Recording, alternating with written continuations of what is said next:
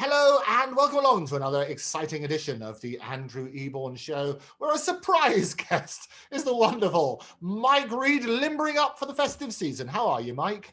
I'm feeling festive, feeling festive. Oh, is that a sprig of holly? Oh. I love it. I had to tell you, I committed the worst sin ever because I brought home a pumpkin ready for Halloween, and I also at the same time brought in a poinsettia. And they said, you can't do that. You can't bring in those wonderful little Christmas flowers until at least the beginning of December. But yet, this is what I love about television and radio and the music industry. We plan Christmas right in the summer, don't we? Absolutely. Clearly, you're heading for divorce. There are three of you in this relationship. You, your wife, and the poinsettia. And one of us has to go. Absolutely. What a wonderful poinsettia that is. Branching out, it's always a thrill. But talking about Christmas releases, you've got something in the pipeline. Tell me about that. Yeah, we've got a Christmas single sung by Max Rustino. Max, when we did a TV series 3 or 4 years ago for songwriters, like an X Factor for songwriters called Tin Pan Alley, Max came second. And the interesting tie-up here is that when we went with the crew and knocked on his door to the 12 people that had got through to the final, we're there with the crew, and he's like, yeah, you're in the final 12. Wow, am I? Oh, wonderful. And we're filming him in his little studio with he plays saxophone, he plays accordion, he plays guitar, he plays piano. Really, really talented lad, a great writer, and very, very modest with it as well. And we were chatting, and one question I asked him, I said, do you have an all-time favorite single? Because he clearly drew on the past, even though he was 19, I think at the time, or 20, he clearly had his roots deeper than just the current stuff. And he said, oh yeah, he said, my all-time favorite song is The Next Time by Cliff Richard. And I said, that's interesting. And he said, yeah. So we come a full circle. I was writing, did a song with Phil Springer, who's now 94, 95, the oldest surviving Brill Building songwriter. Right. And we did a song together across the water. And I needed someone to sing it because it was quite jazzy, called Lovers in London. The Lovers in London. And I said, I think Max would be good for that. And he did a great demo. And through that, he got to, know or link up a little bit with Phil. So suddenly he's linked up with the guy that wrote The Next Time. Brilliant. Which is wonderful. And he wrote Santa Baby as well, Phil. Yeah, absolutely. And I've now written 3 songs with Phil, and one is a 3-way write with Max. So Max, from us knocking on his door and saying, oh, you're in the final, great. What's your all-time favorite single? The Next Time by Cliff. He's now written a song with the guy that wrote The Next Time, which is that is such a wonderful story. And it's Phil Springer's Christmas follow-up to Santa Baby. He wrote that as a Christmas song, and this is called Here for Christmas. And it comes out mid-November, and it's Max Rustino's, Restaino. And he's a great singer, very much in the jazzy Bublé vein. Fantastic. No, I remember seeing him on the show as well. I mean, it was a great moment, and that's what you can do. You were making dreams come true.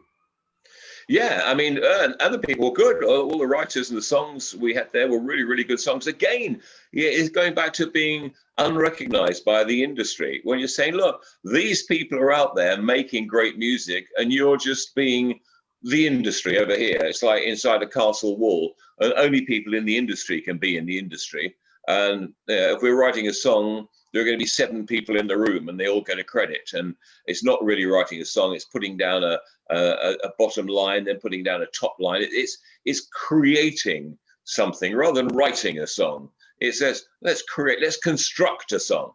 Let's construct a song. That's the way a lot of people do it. I don't like doing it that way. I prefer a song, a natural song from the heart. Yeah, and you're absolutely right. It's shining a light on the different parts of the profession. It's rather like in the movie industry. People can spend millions and millions on screen with the production values, but if you don't get the writing right, then you've got a problem, haven't you? Yeah, you've got to get everything right. It's got to be a good marriage as well. I mean, it's got to be, the person has got to be out there in the public eye. You've got to get the words and music right. If you don't, you can destroy a great tune with average words. And vice versa. I've been writing over the last 2 weeks a song with Graham Gouldman.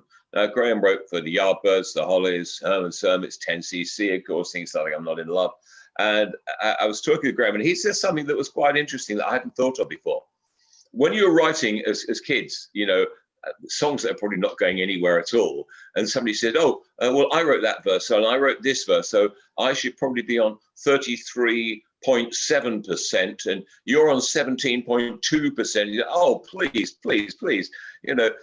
And Graham said, he said, the song we're going to write, he said, 50-50. And I said, yeah, of course. He said, good. He said, so many people try and dissect it up into segments. He said, but, and this is the thing that I'd never really thought about before. He said, you might write 90% of the song, and I might write 10% of it, but my 10% might sell it. Right. And I thought that was a really good line. And I said, do you know what that makes me think of? Phil Coulter playing Bill Martin a tune that went, I think I love you. I think I love you. And Bill, being a tough close, he said, I think I love you. I think I love you. Oh, come on. Be decisive. You do or you don't. He said, anyway, you want a 5-syllable word like what? Well, like like congratulations and celebrations. And that one idea, those 2 words, those 3 words, made him a few £1 million. So Graham was quite right. Just even one word can sell the song, because that one word, congratulations, sold that whole song. As I think I love you, it might have been an okay song, but congratulations just sealed it. One word. Yeah, it is extraordinary. It is that power of collaboration as well. I was listening to The Edge recently in an interview talking about how U2 do it. And they all collaborate. They all come up with maybe a part for them or a part for them, but they share it all equally. So you don't have those little arguments about I contributed more than that person. And that way bands stay together, don't they? Yeah, I think also you have to be honest. You can't just say, well, have your bit because you thought of it. And because some people are going to be much better at writing and creating than others. And you can't just, it's very difficult to say, I like my bit, but I don't like your bit. You can't quite say that, but even though you mean it, and you're thinking, well, but you have to be honest. I think you have to be honest. Graham came back to me on this song and he said, I ain't got an idea yet. And I said, well, I could always send you some different lyrics. Yeah, okay. And then he came back, he said, no, I've got it. And then I thought, oh yeah, that's really good. There's a bit of magic in there. He said, I need a middle 8. I sent him the middle 8 back. He said, yeah, perfect. Words are perfect. Great.